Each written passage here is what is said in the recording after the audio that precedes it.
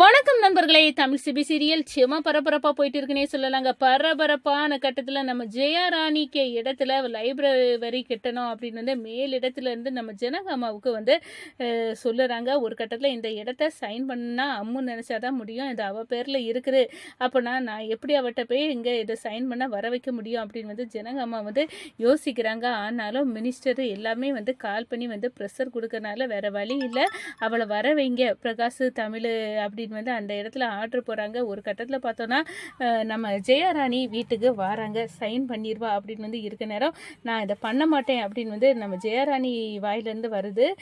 உனக்கு எவ்வளோ போட்டாலும் உனக்கு தீராது, நீ பணம் ஆசை பிடிச்சவ, அதுக்காக தானே இப்போ நீ இந்த வேலையை பண்ணுற அப்படின்னு கணேசன் விழுக்கிறாங்க.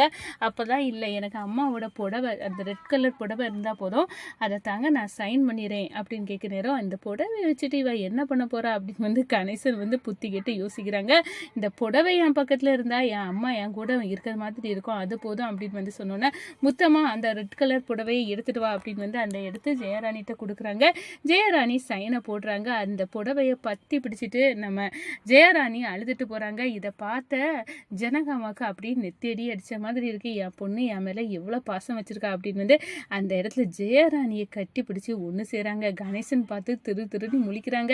அதை பற்றி தான் இந்த வீடியோக்குள்ளே பார்க்க போகிறோம். அதுக்கு முன்னாடி சேனலுக்கு லைக் அண்ட் சப்ஸ்கிரைப் பண்ணுங்க ஃப்ரெண்ட்ஸ். பக்கத்தில் இருக்க பெல் ஐக்கானையும் கிளிக் பண்ணுங்க, அப்போ தான் நான் போடுற ஒவ்வொரு வீடியோவும் நோட்டிஃபிகேஷனாக உங்களுக்கு கிடைக்கும். வாங்க ஃப்ரெண்ட்ஸ் வீடியோக்குள்ளே போகலாம். ஃபஸ்ட்டு எடுத்த உடனே பார்த்தோன்னா ஒரு செம அதிரடியான பரபரப்பு கட்டம் தான். நம்ம மீனா கிட்ட பெர்மிஷன் கேட்குறாங்க. இப்போ ஜெயராணியை வீட்டுக்கு வர சொல்லியிருக்காங்க நம்ம ஜனகமா. அவங்கள வர வைக்கலாம்ல அத்தை, உங்களுக்கு சம்மந்தம் தானே அப்படின்னு சொன்னேரோம். ஆமாம், அவன் இந்த இடத்த எழுதி கொடுப்பானா, ஏன்னா அத்தைக்கு மினிஸ்டரு சீஃப் சிஎம் இவங்ககிட்டலாம் இருந்து கூட ஃபோன் இந்த இடத்த எழுதி தரணும்னா அவள் பேரில் இருக்கான்னா அவள் சைன் போட்டால் தானே முடியும், அதனால வரட்டும் அப்படின்னு அந்த இடத்த சொன்ன நேரம் அப்போ நம்ம ரெண்டு பேருமே போய் கூட்டிகிட்டு வந்துடுவோம் அம்முவை அப்படின்னு சொல்லுறாங்க. நம்ம பிரகாஷும் தமிழை சேர்ந்து கூப்பிட போகிறாங்க. அப்போ இந்த ரெஜிஸ்ட்ரேஷன் எப்போ எல்லாமே கேட்டு தெரிஞ்சுக்கிறாங்க. ஒரு கட்டத்தில் பார்த்தோன்னா ரெஜிஸ்ட்ரேஷனுக்கு எல்லாரும் வந்துட்டாங்க. அப்போ இப்போ கண்டிப்பாக ஜெயா வர போகிறது இல்லை அப்படின்னு அந்த இடத்துல யோசிக்கிறாங்க. கண்டிப்பாக என் அம்மு வருவா, சைன் போடுவா அப்படின்னு நம்ம ஜனகாமாவும் நம்புகிறாங்க. ஒரு கட்டத்தில் பார்த்தோன்னா இந்த நம்ம தமிழ் அம்மா நீ எப்படியாவது சைன் பண்ணணும், இது எல்லா பிள்ளைங்களும் படிக்கக்கூடிய ஒரு அறிவு சுரங்கமாக அந்த இடம் ஆக போகுது, லைப்ரரி அமைக்க போகிறாங்க, அதனால நம்மளுக்கு நல்லது தான் அப்படின்னு இது ஒரு நல்ல வழிக்கு தான் அந்த இடம் போகுது அப்படின்னு அந்த இடத்துல சொன்னேரம் நம்ம ஜெயராணியாக வராங்க. ஆனால் அம்மா கிட்ட இன்னைக்கு 1 இல்லை 2 விட போடாது, கண்டிப்பாக அம்மா கிட்ட இருந்து அந்த புடவையை வாங்கிடணும் அப்படின்னு ஒரு திட்டத்தோடய வராங்க.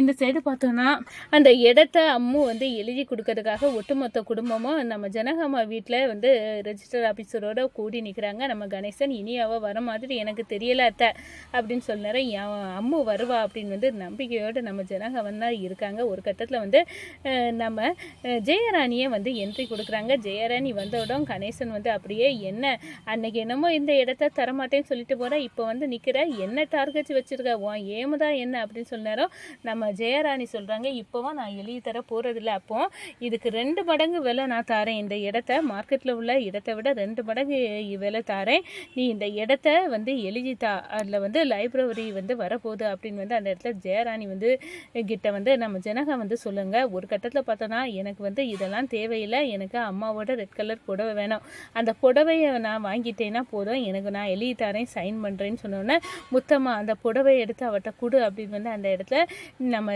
ஜனகா அம்மாவோட புடவையை நம்ம ஜெயராணி வாங்கிக்கிறாங்க. சைனை போட்டு கொடுக்குறாங்க. கணேசன் பார்க்குறாங்க, அப்படி என்ன இந்த புடவையில் இருக்குது அப்படின்னு அந்த இடத்துல முட்டாள்தனமாக யோசிக்கிறாங்க. இந்த புடவை இருந்தால் போதுமா, நீ ஏன் என் கூட இருந்த மாதிரி இருக்கும் அப்படின்னு அதை கெட்டி பிடிச்சிக்கிட்டு நம்ம ஜெயராணி அப்படியே கண் கலங்குறாங்க பாருங்கள். நம்ம பிரகாஷ், நம்ம அதே நேரத்தில் மீனா, இவங்க எல்லாரும் பார்த்து என்ன இவ்வளோ பெரிய பாசம் அம்மா பொண்ணுக்கிட்ட இருக்குமா என்ன அப்படின்னு அந்த இடத்துல வியந்து நிற்கிறாங்க. எனக்கு இது போதாமா, எனக்கு உனக்கோட சொத்து பத்து இது எல்லாம் எனக்கு தேவையில்லை, எங்கே நீ கை காட்டியோ அங்கே நான் சைனை போட, இந்த புடவை எனக்கு கிடச்சிட்டுல அது போதும் அப்படின்னு அந்த இடத்துல நிற்க நேரம் நம்ம ஜெயராணி அந்த புடவையை வாங்கிட்டு கிளம்புறாங்க.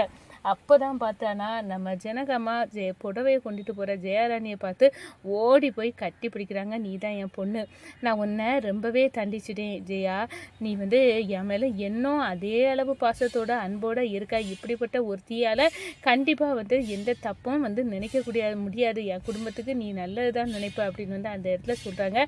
அதே நேரம் நம்ம கணேசன் பார்க்குறாங்க, என்னடா பிரிஞ்சு கிடந்த இந்த குடும்பத்தையே இந்த புடவையை வாங்கி ஜெயா கெட்டி ஒன்று சேர்த்துருவா போல இருக்க அப்படின்னு அந்த இடத்துல அரண்டு போய் நிற்கிறாங்க அப்படின்னே சொல்லலாம். அதே நேரத்தில் இங்கே இந்த சைடு பார்த்தோன்னா நம்ம பிரகாஷ் அம்மா, நான் சொன்னேன்ல நம்ம அம்மு இன்னும் பழைய அம்முவாட்டையே தான் இருக்கா, நீ தான் அவள் மாறிட்டா, புருஷனுக்காக எல்லாமே நம்மளை மறந்துட்டா அப்படி இப்படின்னு சொல்லவா.